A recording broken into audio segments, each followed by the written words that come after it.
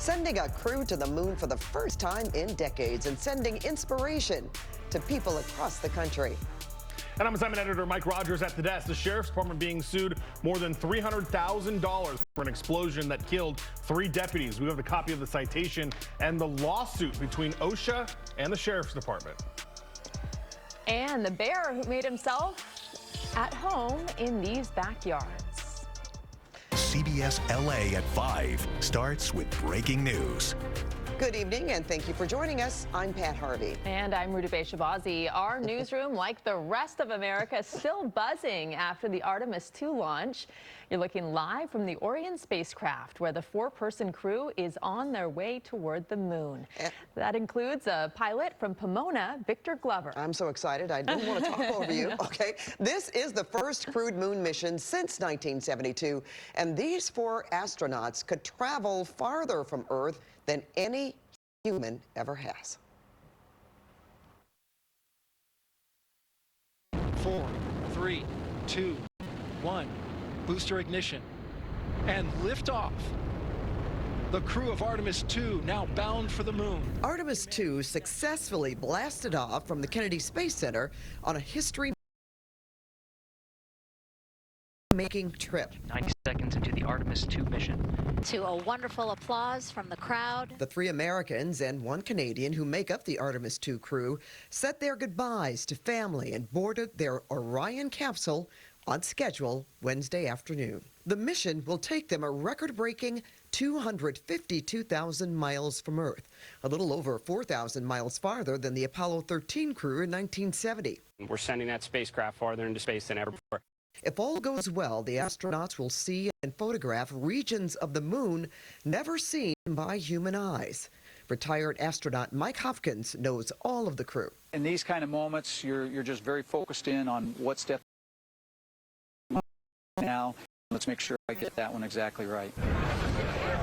Large crowds started gathering early this morning to get the best view, equipped with telescopes and cameras. Pretty monumental, and it's not something that happens every day, so it's incredible. The mission is part of a long-term plan to send astronauts back to the surface of the moon in 2028 and eventually construct a moon base. And check out the view of the launch from space. That little line among the clouds is the exhaust from the rocket as it flew away from Cape Canaveral. Humanity's next great voyage begins. Let's go! Big cheers at the Space Center in Houston as the rocket took off. And CBS LA's Hunter Sowers is at a watch party in Downey, where there's also a lot of excitement. Hunter.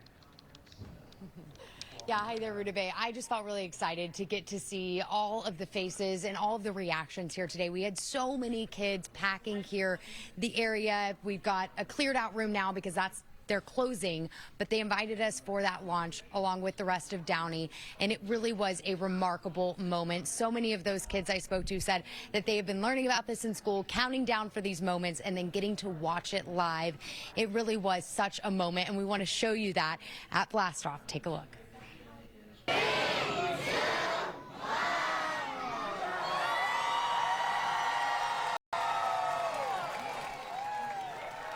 It was just infectious. There was so much cheering, so much excitement. The Columbia Memorial Space Center in Downey here opening their doors for free to allow, maybe they thought a couple dozen, to come here and to watch this watch party, but as you can see, that is not what happened. There were hundreds of people here that all just wanted to be in community for this historic moment. We know again that this is also a really special moment for our region. We have Victor Glover, who is piloting this mission, who has been an integral part of preparing for what will be future moonwalks come 2028, but it's what he means to this community that was also really special to talk to people about the first person of color to go to the moon, and again, really laying the path for future space exploration was what everybody was just so excited to cheer on in a moment where everyone came together, and we got to meet, of course, some future astronauts as well. But I'm on spring break, so I'm going to be back at the start soon. I'm going to tell all my friends about it. What do you want to be?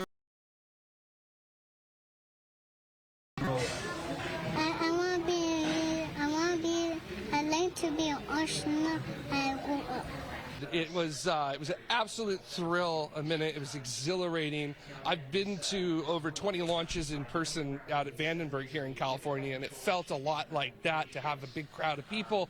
And also, this is the first time I've ever watched a crew head off to the moon. This has not happened in my lifetime, so this was a very big deal to me today. And, you know, we were talking about it earlier, just how in moments like this, you really want to be in community with other people who find this just as thrilling. And that was the place to be as far as Downey, and really people coming from all over just to get to feel that excitement and share in that with their neighbor. Again, so many kids I spoke to today were just so excited. And all the crew here at the Memorial Center say that this is where that love of space starts. So many of these kids get that fire in them by watching things like this. So you certainly felt like you were feeling history come to life. For reporting live here in Downey, we'll send things back to you.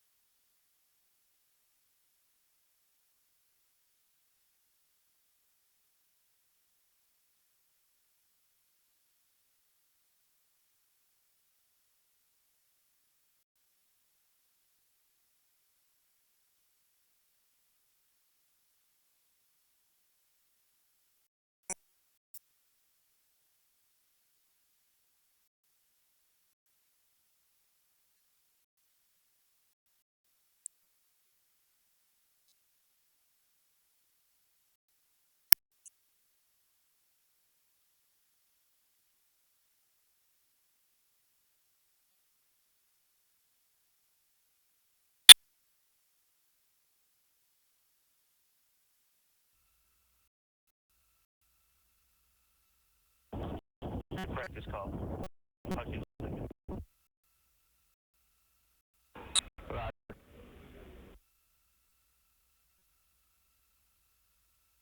And an update tonight to an explosion at an LA Sheriff's training facility that killed 3 deputies. Tonight we have learned the department is being fined more than $300,000 by a state agency. CBS LA assignment editor Mike Rogers has been following this case very closely, and Mike, Cal OSHA sued the Sheriff's Department over this. Yeah, Cal OSHA sued LASD, saying that the department was not turning over documents relative to this case. Now, on my desk here, I've got a lot of different things, including the medical examiner's reports that we received today, the lawsuit that OSHA had to file to get the documents that they want, which, by the way, they still say the Sheriff's Department has not turned everything over, and the citations issued by OSHA to LASD totaling $351,000. Two of them are what they call willful violations, which means the Sheriff's Department, they allege, should have known better that this was going to happen. One of the violations saying that they failed to correct unsafe conditions and work practices related to handling explosives, including grenades. The other one, $125,000 each, by the way, saying that they failed to train deputies on the hazards of retrieving explosives, including grenades. I want to show you some video. This, obviously, we've reported on this many times. These are the three deputies that lost their lives. On the right, Victor Lemus, his widow has since filed a lawsuit against the department, alleging that they failed in this case to properly train him, and alleging that the other two deputies put him in undue risk for this explosion at the Biscaloos Training Center. Now, we got the citation from Cal OSHA today, $351,000 and $351,500 in total, but it wasn't without a fight. Cal OSHA had to file a lawsuit against the Sheriff's Department to try to get access to everything that they needed, and even through the lawsuit that I have reviewed, they still don't have everything. For example, Cal OSHA said that when they requested documents from the sheriffs, requested 19 different points that they wanted documents from. The lawsuit alleged the sheriff only returned 2 out of those 19, and even of that, paper they handed over was so heavily redacted that only 2 sentences were left on the paper after all the redactions were done. Now, it is still going through the legal process. LASD is contesting the fines by OSHA and still fighting in court to turn over all of the documents that OSHA wants. We'll show you a statement from OSHA today saying, quote, "This tragedy underscores the responsibility employers have to anticipate hazards and take meaningful steps to protect workers, especially in high-risk environments using explosive materials." Now, I also want to point out, when we've gone through some of these Cal OSHA violations, like this one right here, for $25,000, this alleges that these explosives, these grenades, were not properly stored and were not properly transported. And that's important because that lines up exactly with the widow of Victor Lemus's widow, rather. That lines up with her civil claim against the department that 2 of the deputies took the grenades to their home and then transported it to Biscaloos Training Center, which, according to that legal claim, is against department policy at all. A lot in here about department failure.